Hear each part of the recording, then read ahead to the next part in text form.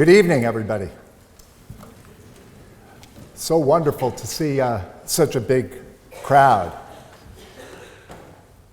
First, I want to thank you all very much for either being part of inviting me to be part of this distinguished speaker series or for coming out to hear this tonight. I'm deeply honored to be included among the extraordinary people who have spoken before me in this historic venue. But why am I here? I'm someone who until several months ago you most likely had never heard of. Two explanations, oddly paradoxical. The first one is that I made a decision early in my adult life to write a book with a brash, young, moderately successful real estate developer who was mostly unknown outside the United States. Actually, he was mostly unknown even outside New York City at that time. 30 years later, this man did something I could never have imagined possible when I met him.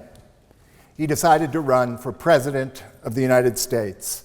And 10 days from now, that man, God save us, could become the leader of the free world.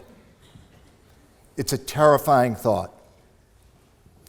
And indeed, more specifically, I'm here tonight because shortly before Donald Trump won the Republican nomination for president back in July, I made a decision to publicly renounce the book I had written and the man whose image and persona I had helped to shape and define.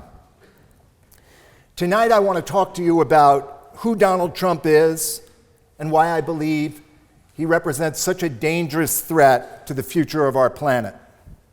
And I also want to talk to you about the journey that led me from serving as Trump's Boswell in my mid-30s to becoming in my mid-60s one of his most visible and clamorous critics. I began my career as a journalist, motivated by two often conflicting ambitions. On the one hand, I'd been raised by two parents who were deeply committed to public service. My father was a scientist and an educator. My mother was a social activist and a pioneering feminist. I grew up believing deeply that I had a responsibility to be of service to others in my life and to make a positive difference in the world. I also grew up with a burning ambition to stand out individually, to be recognized as special by as many people as possible. As effective as my parents were in their work in the world, they were deeply flawed as caregivers. As a child, I never had the feeling of being deeply loved or lovable. I grew up burdened by a deep sense of inadequacy and a fierce hunger to prove my own value by way of visible external accomplishments. I imagine that feeling is not foreign to some of you who are here tonight. Influenced by the conflicting messages I got from my parents, I arrived into adulthood with a deep conflict between serving others and serving myself, between doing what I perceived was the right thing and doing whatever was necessary to feel more safe and secure in the world and to attract notice. Journalism seemed like a good way to combine the two, to be publicly noticed and appreciated as a writer, and to do good, as H.L. Mencken once put it, by afflicting the comfortable and comforting the afflicted. It was while working for the magazine New York that I first encountered Donald Trump. At the time, Trump was a 38-year-old real estate developer who had achieved some renown in New York by building a very successful hotel atop Grand Central Station on 42nd Street, and then a flashy condominium in a prized midtown location, which he modestly named Trump Tower. In early 1985, I got wind that Trump had purchased an existing apartment building overlooking New York Central Park South. It was another prize location, but in this case, The tenants in the building were living under the protection of rent control and rent stabilization and paid very low rent. Trump's plan was to get rid of them and turn the building into a luxury condominium. To help in that effort, he hired a company that specialized in what was known as relocation or tenant relocation. But what that really meant was purposely breaking the elevators so that tenants were forced to walk up and down 15 flights of stairs, not replacing broken lights in the hallways or purposely breaking the lights, and generally refusing to do any kind of repairs. All this was designed to make life sufficiently miserable and unbearable for the tenants that they felt they had no choice but to move out. That, of course, was story enough, but the delicious addendum was that Trump was failing miserably in his efforts to get rid of these tenants. In the article I wrote, I described his efforts as a case study in how not to vacate a building, the story of a gang that couldn't shoot straight, a fugue of failure, a farce of bumbling and fumbling. The cover image for the article featured an illustration of Trump looking like a thug, red-faced, sweating, scowling. He loved it. And he especially loved the cover photo. Tough guy. And he called to tell me so. He wanted to be a tough guy, and he immediately had this cover framed and put it up on the wall over his desk. And I realized that Trump was like no one I had ever met. He was a journalist's dream because wherever he went, he tended to do something outrageous. And that's never changed. Several months later, I went back to interview him for another story, and a few minutes into our conversation, he mentioned that he just signed a deal with the publisher Random House, prestigious publisher, to do a book. What's it about, I asked. It's my autobiography, he replied. You're only 38, I said. You don't have an autobiography yet. Yeah, I know, he said, but I'm getting paid a lot of money to do it, and I'm going to do it. If you're going to write a book, I said spontaneously, you ought to call it The Art of the Deal. People are a lot more interested in deals than they are in your autobiography. The title had just popped into my head. I like that, Trump said. You want to write it? As much as it makes me cringe to say this to you today, I was hoping he would say that. I already knew that Trump was a bad actor. I'd just done this piece, which was plenty of evidence, and that writing a book with him would very likely undermine my future credibility as a journalist.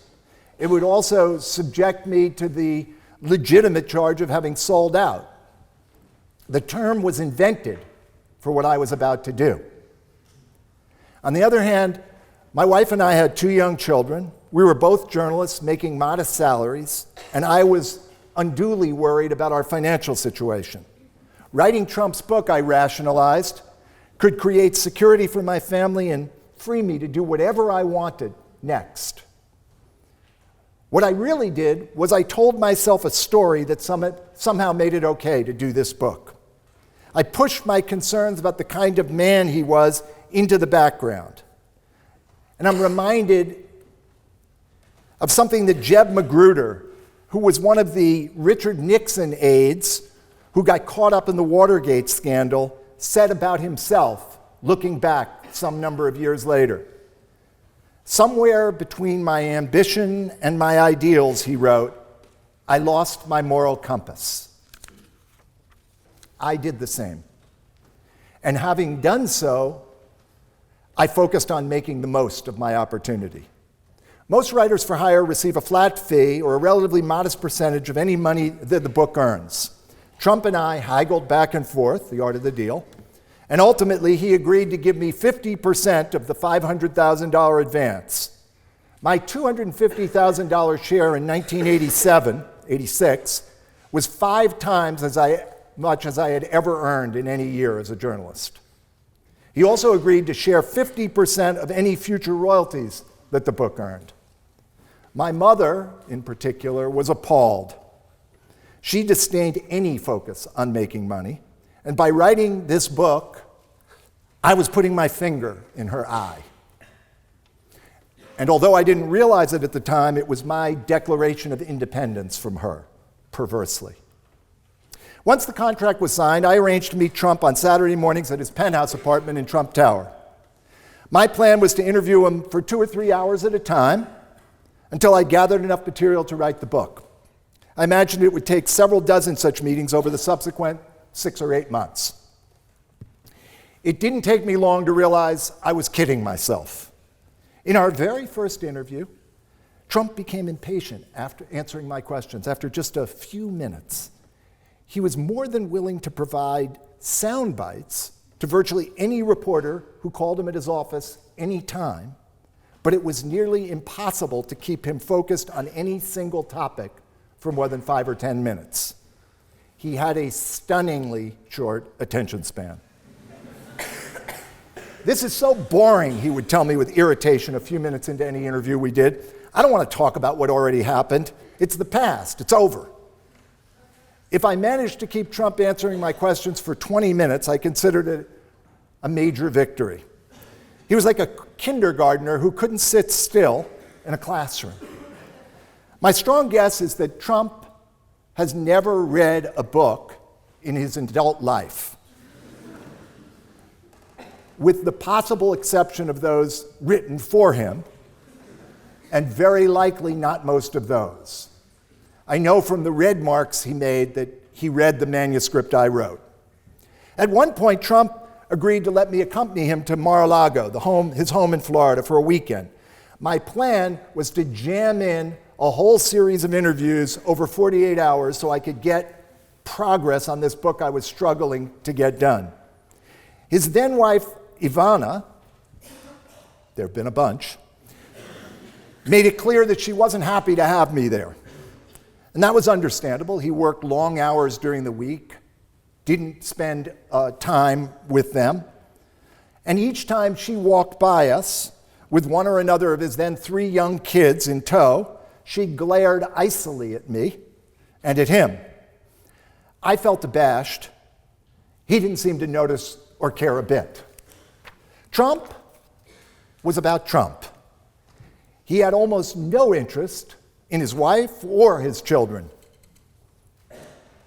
What I didn't know at the time is that he was actively carrying on an affair with Marla Maples, the woman who would eventually and briefly become his second wife. More important to this story, long before lunch, Trump stood up and announced that he couldn't stand to answer any more of my questions. Didn't I have enough?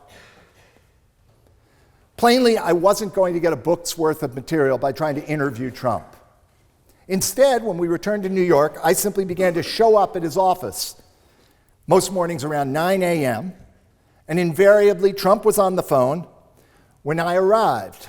With his permission, his delighted permission, were he to have been able to have another 10,000 or 10 million people listening, that would have been good from his perspective. I would pick up an extension 8 feet away from him and listen in on his conversations for the next several hours and often all day long, over 6 months, and then intermittently over the following year as I wrote the book. As I look back, 3 qualities beyond his inability to focus strike me as alarming when I imagine him as president. The first is his utter disregard for the truth and his lack of conscience about that fact. The second is that he is guided entirely by what he perceives as his immediate self-interest. And the third is his inability to ever admit that he's wrong about anything. None of those qualities seem highly desirable in a president. Beside reporters, Trump spoke mostly during the day with lawyers and bankers and brokers on deals he was doing. These people became a primary source of material for the book.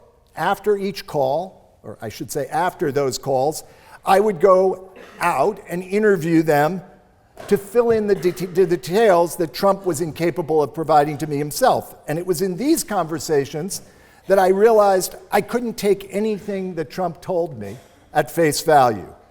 The accounts of these others often directly contradicted Trump's, and often they casually shared documents with me that supported what they were saying.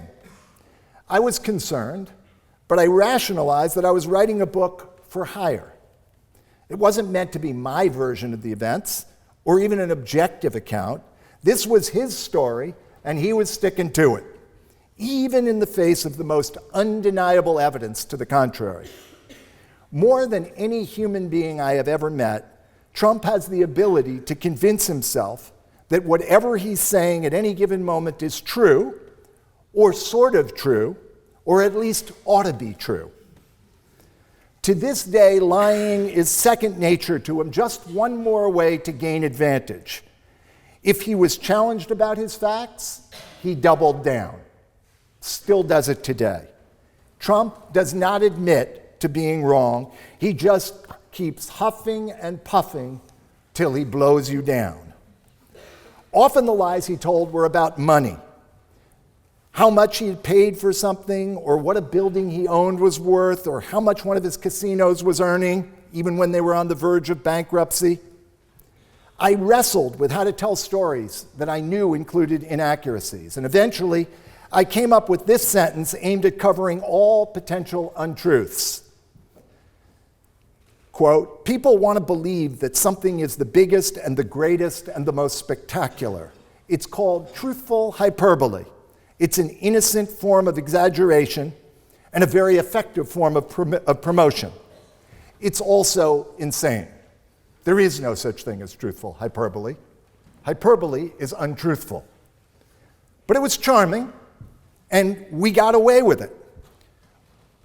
In the end, I created a character in Trump far more winning than he actually is. I never found him winning, or especially intelligent, or particularly interesting, but he was undeniably an effective self-promoter, and that book went on to be a #1 bestseller around the world. What I did figure out in the course of doing that book was how to transmute his voice in ways that allowed him to come off not as cynical and one-dimensional, which he was, but rather to be kind of boyish and ingenuous and even charming.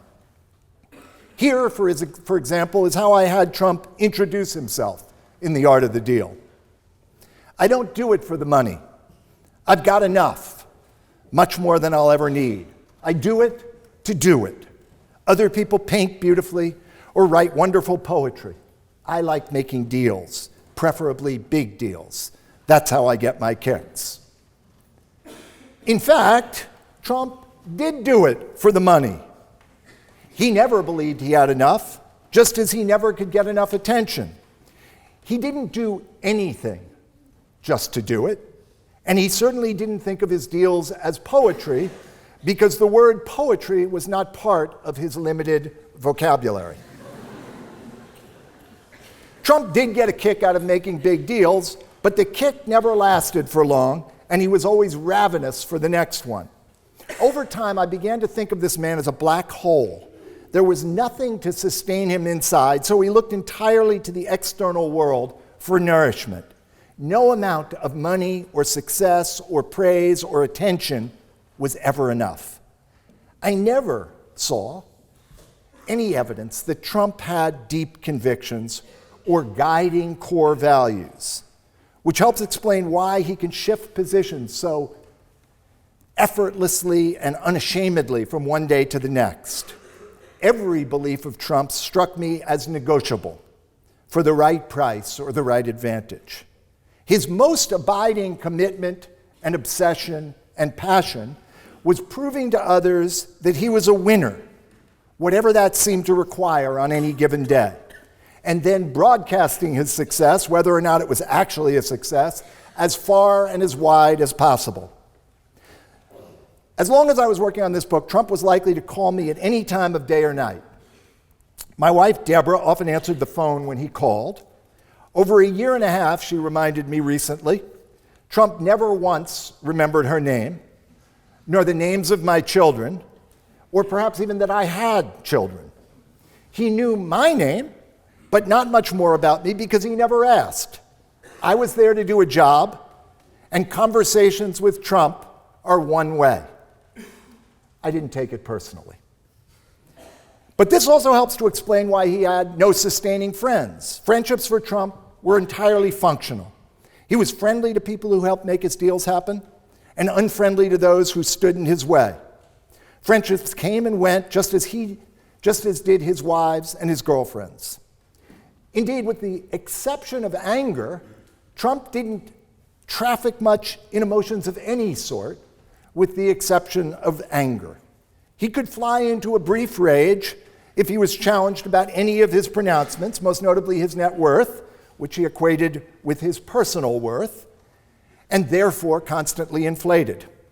But just as often, Trump used his anger as a means to an end, an act he put on when he thought it served him well, and then dropped as soon as he felt it got him what he wanted. The same was true about Trump's beliefs. His ideology amounted to this: whatever, so long as I win and people notice. I fully recognize that I have painted an extreme portrait of this man, and that the vast majority of human beings, virtually all human beings, are more complex than the man I've just described. I also think that his extremity helps to explain why he's been an object of fascination for so long. In my own case, I believe I was drawn to Trump in part because he represented what Jung would have called the shadow side of myself. Trump grew up with a brutal father and a mother with whom he seems to have had virtually no relationship. It's oversimplifying to say that who he is a product of having lacked love and care as a child, and that he spent his entire life looking for it in the external world, but it's also true. My own childhood was less extreme, certainly, than Trump's, but I recognized my experience in his. The hunger for unconditional love and acceptance exists in all of us, and its absence is always a source of suffering. Trump wears his most primitive instincts, his greed and his grandiosity, his lust and his envy, right there on his sleeve. Most of us do a better job than he does at keeping these sorts of feelings under wraps. It's much easier to see Trump as absolutely alien to what we all stand for than it is to recognize aspects of himself in ourselves. But what compromises have you made in your own life? Where have you rationalized and explained away decisions that were less than honorable or ethical or kind?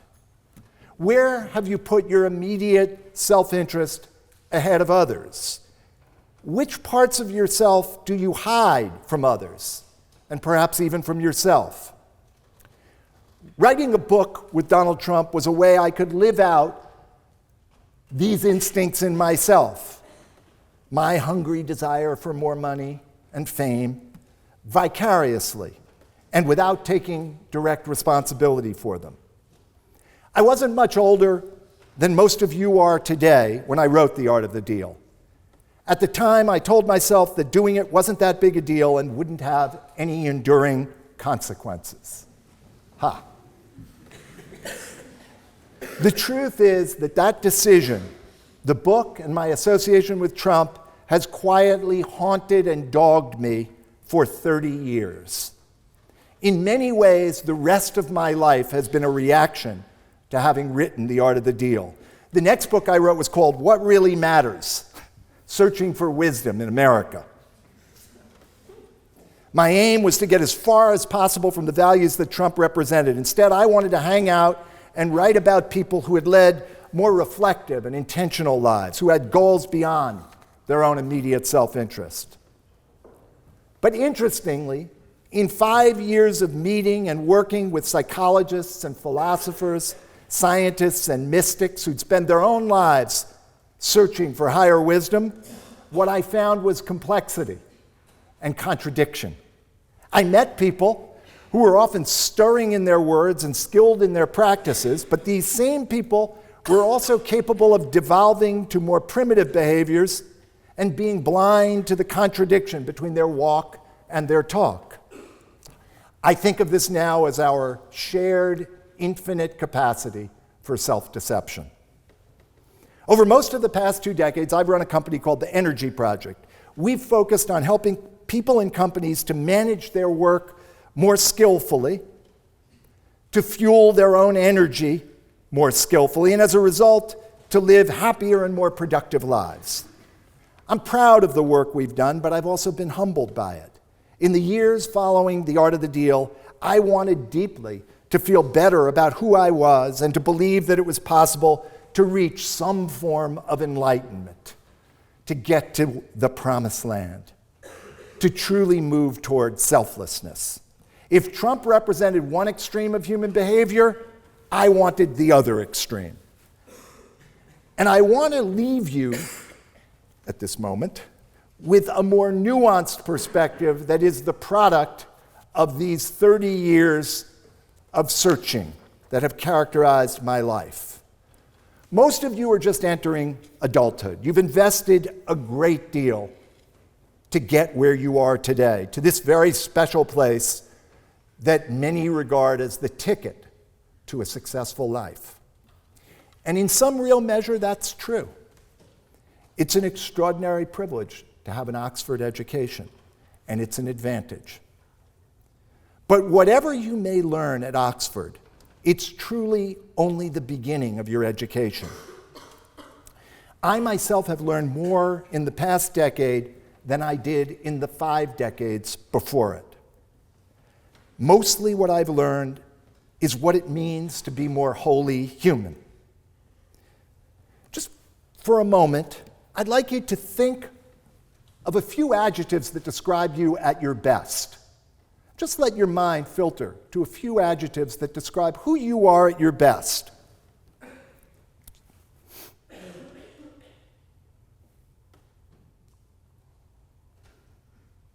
I'm so hopeful that each of you now have a few. Now take a few minutes to think about a few adjectives that describe you at your worst. Who are you at your worst?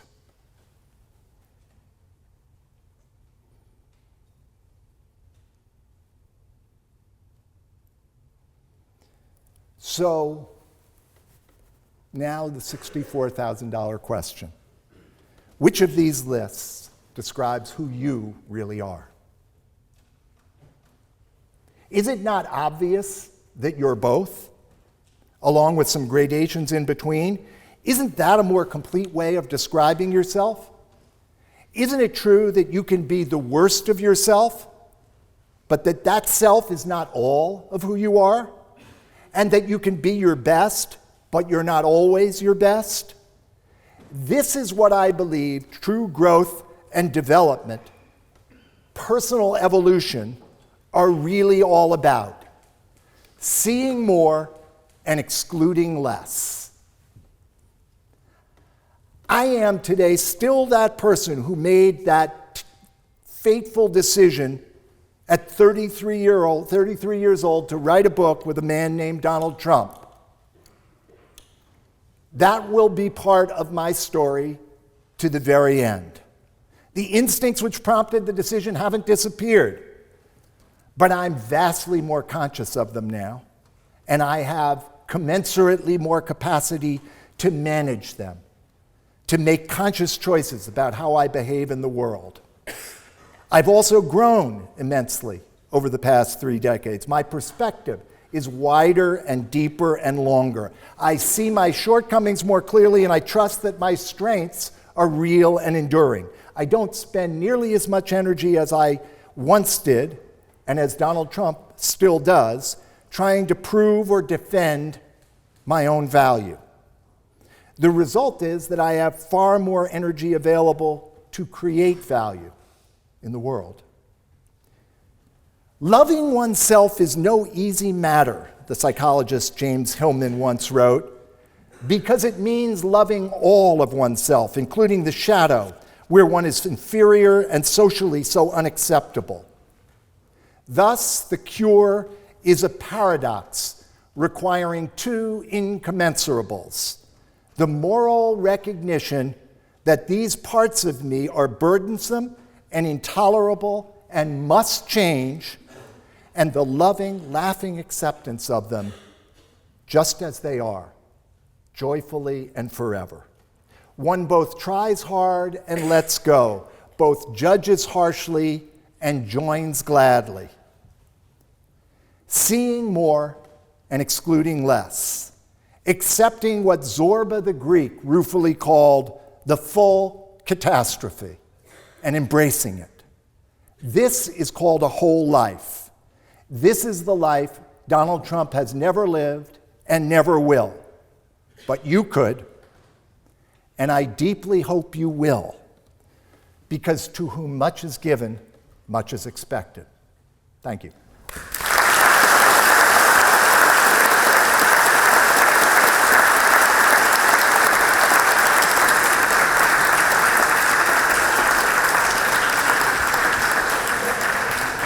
Tony, thank you so much for that truly insightful talk. I'd like to start off with a very difficult question.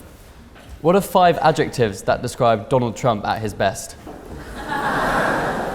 That is a difficult question. You know, I've been asked many times, what are his redeeming qualities? You know, everybody has redeeming qualities, and it was embarrassing to me not to have an answer to that for some time. He is persevering. He is aggressive in pursuit of his goals. I'm running short. I mean, that's one, I think. I think that's perseverance. Perseverance. Here's the thing. If you took Donald Trump's perseverance and aggressiveness and applied them to a virtuous goal, he would be very effective. There's plenty of energy. There's just the wrong quality of energy. Interesting. And when he announced his candidacy, coming down the golden escalator holding your book, did you write him off like everybody else, or could you see this coming? I felt a terrible feeling in the pit of my stomach when he got on that stage and he said, "America needs the man who wrote The Art of the Deal to be president." First of all, I didn't think I was qualified. And second of all, I didn't think he was qualified. And third of all, I thought if he would lie about that, when it was so, not only so patently untrue, but so easy to disprove, then he would lie about anything. And yes, in your answer to your question, I thought from early on, not the very earliest, but early on, that he could get the nomination. And going beyond the nomination, how likely do you think it is that the polls are wrong and there are a lot of quiet Trump voters and that he could actually be in the White House in January?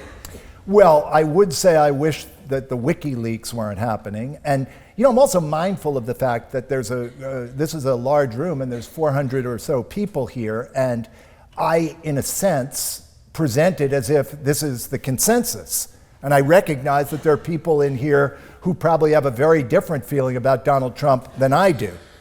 And the reason I've been speaking out is not to take issue with his policy positions. I happen not to agree with them, but because I believe his characterological deficiencies are so great that they preclude his being president, and that whatever the smoke and mirrors that are created in the course of a campaign may make people believe. I lived with this man day and night for a year and a half, and I have no doubt that my assessment of his character is accurate. And there unfortunately isn't virtually anybody else who's had as close a relationship with Donald Trump who didn't sign a non-disclosure agreement and therefore isn't talking about him. And to those sort of divided opinions, I want to read you a quote that Michael Moore, something he said very recently, you might have seen this in the news. He said, "Whether Trump means it or not is kind of irrelevant because he's saying the things to people who are hurting. And that's why every beaten down, nameless, forgotten working stiff who used to be part of what was called the middle class loves Trump. He is the human Molotov cocktail that they've been waiting for." Do you think this is an accurate portrayal? Dead on. Listen.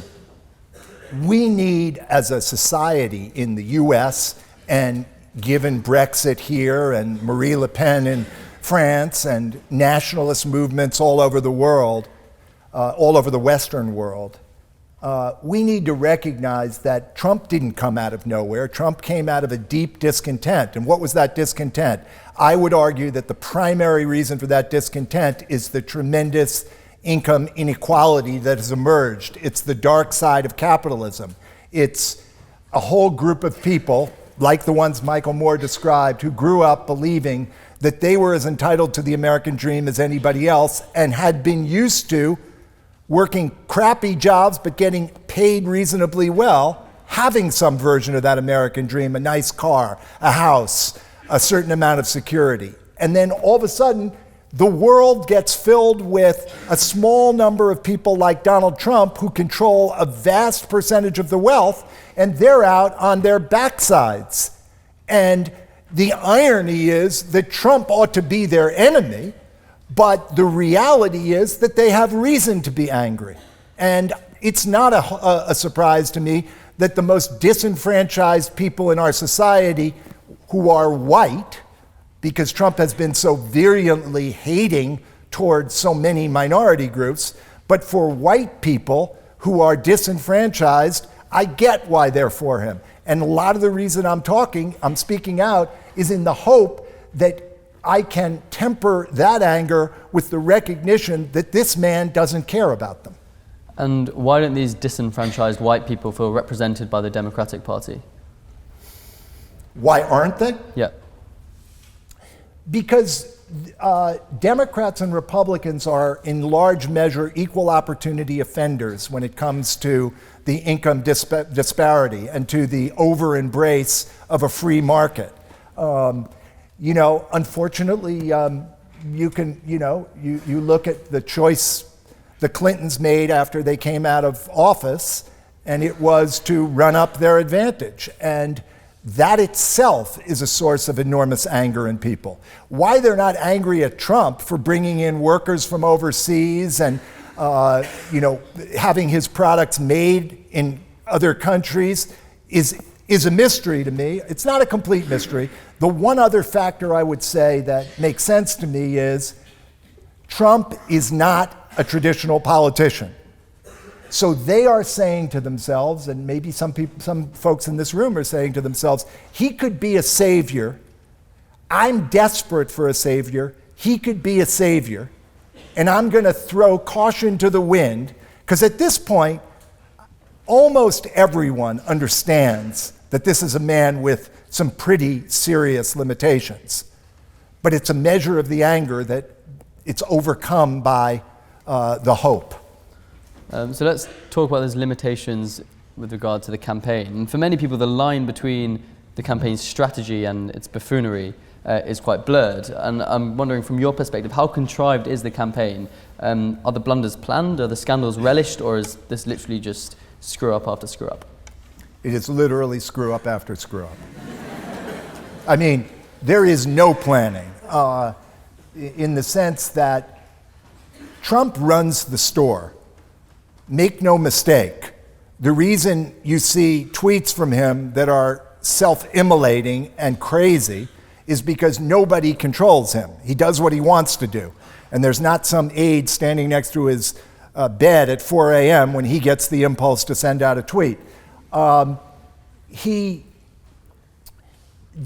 campaign is a almost perfect reflection of the man.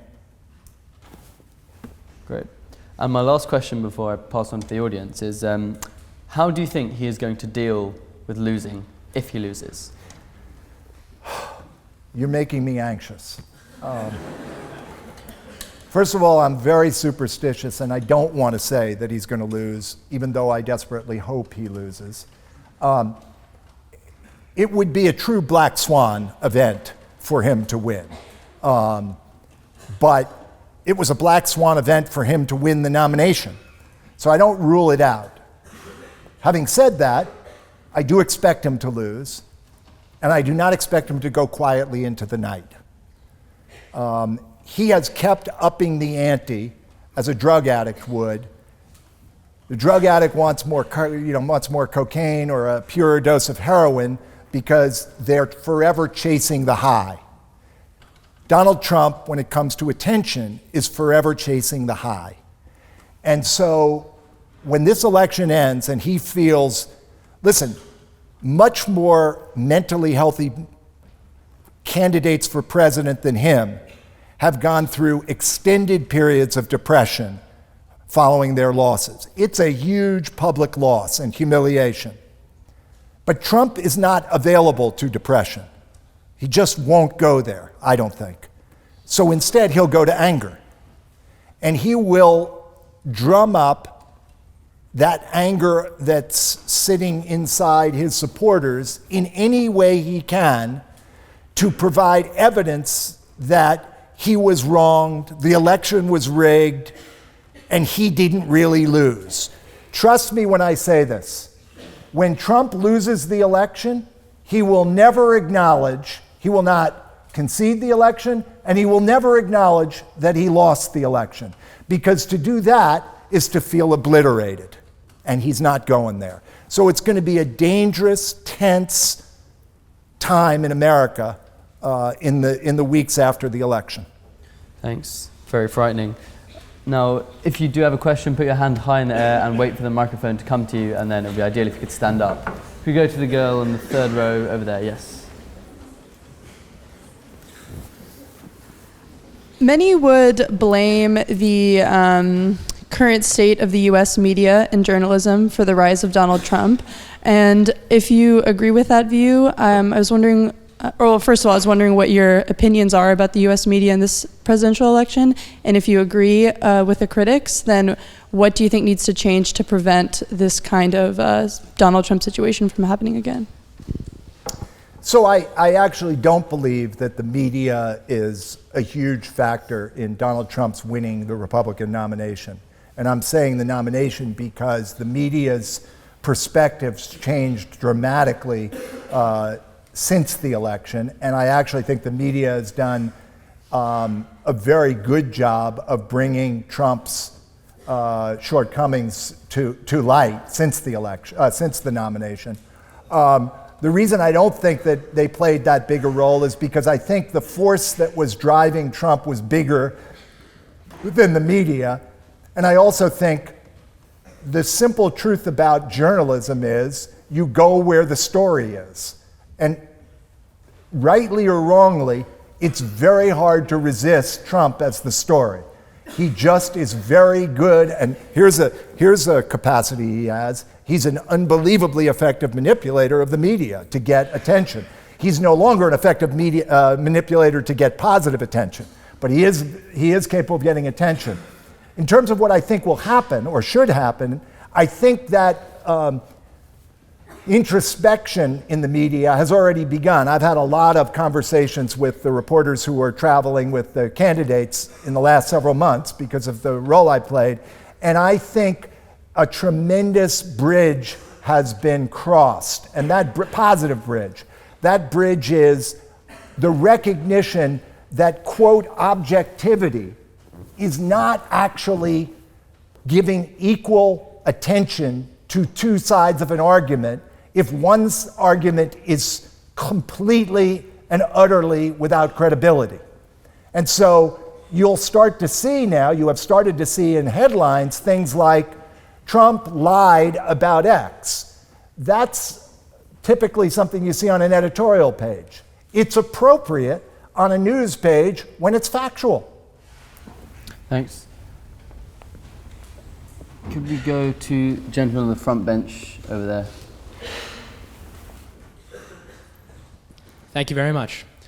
So my question is whether you think that Donald Trump leads his constituents or whether Donald Trump's constituents lead him. As in, do you think that these policies were originally coming from him and he recognized later on that they would play so well, or whether he, by some method, found out that this was really kind of at the beating heart of America and therefore took up these policies and became their standard bearer? It's a complicated question because when he came down from that escalator to announce his candidacy and he said, the people streaming in from Mexico are rapists, that was not spontaneous. He'd been planning that line for a long, long time, and he had figured out quite some years earlier that he could stoke the fears and interest of a certain constituency by creating a polarized world and setting up, in this case, Mexicans, but subsequently Muslims and blacks and women and virtually everybody but white men as the enemy. So I do think that there was a lot of conscious thinking about this. What's interesting to me over the last 6 weeks since Steve Bannon has taken over his campaign, Steve Bannon is a leader of the what's now called the alt-right, but in the old days would have been called the Ku Klux Klan. I have watched very clearly the influence of Steve Bannon on Trump's declarations, and I actually believe that the closer it comes to his loss, to his losing, the angrier and more like the alt-right he becomes. So it's like a powder keg, people already angry, Trump, not originally angry, just wanting attention, now angry, and boom, that's explosive. Next. There's a woman in a white top in the second row there. Leading on from that, do you believe from your experience with Trump that he is a racist and that he is a misogynist? Yes and yes. Yeah, I had to stop and think about it. There's no question he's a misogynist. That speaks for itself. Think about, I had this analogy that, if I, when I was a reporter, wrote an article in a newspaper, this is pre-internet, and I got, a dozen letters about it. That was considered a lot. In fact, the assumption was that it reflected the desire of 1,000 people to have written. But the only ones who took the initiative were those 12. In the case of those 12 women who've come forward to accuse Donald Trump of assault, of sexual assault, they had to cross one heck of a barrier to do that. What possible gain is there for a woman to subject herself to ridicule and humiliation by Donald Trump, a potential lawsuit, the peeping Tom inquiries of many people about the details? So my assumption is that there are hundreds and hundreds of women out there who were sexually assaulted, or if not sexually assaulted, sexually approached and weren't willing by Donald Trump. Ergo, misogynist.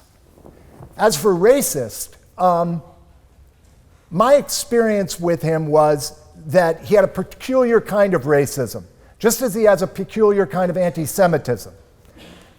To just throw in a third one. The racism, he actually had huge admiration for a small group of black men. They were fighters, prize fighters, and football players. If you were a prize fighter or a football player, Donald Trump admired you as a black man. If you were virtually anybody else, you were not admired. And then as for Jews, his attitude toward Jews, and of course his wife has converted and become a Jew, but quite honestly, I don't think that makes a damn bit of difference to him. He's no more friendly to Jews than he would have been before that, except her maybe. He sees Jews as really, really effective people to handle his money. So he likes Jews who are accountants and lawyers. The rest of us, not so much. Thanks. Let's go to the person in the red top on the front bench there. One thing that this election has seen is the traditional Conservative Party having to completely change to adapt to his form of conservatism. How much do you think the vacancy in the Supreme Court has affected that, and will that swing the election? Has affected what? The current support among traditional Republican leaders. For Trump? For Trump, despite scandals. Well, listen, I have very progressive views and have always voted not always, but mostly voted Democratic, and it would take a really bad Democrat in this election for me not to vote for that person. If Donald Trump were a Democrat, I wouldn't. But the reason would be the Supreme Court, because we are at a historic moment with the Supreme Court where the future of that court will be determined for 40 years, probably, by the 2 or 3 or maybe even 4 appointments that are possible during the next 4 to 8 years. So if I'm thinking of myself as a conservative Republican, I get that there are a lot of them who are holding their noses as hard as they can and saying, being upset with what he's saying, particularly evangelical Christians, being upset with what he's saying, but feeling like, I just got to do it because the shape of the world that will emerge is so influenced by the choices of the Supreme Court.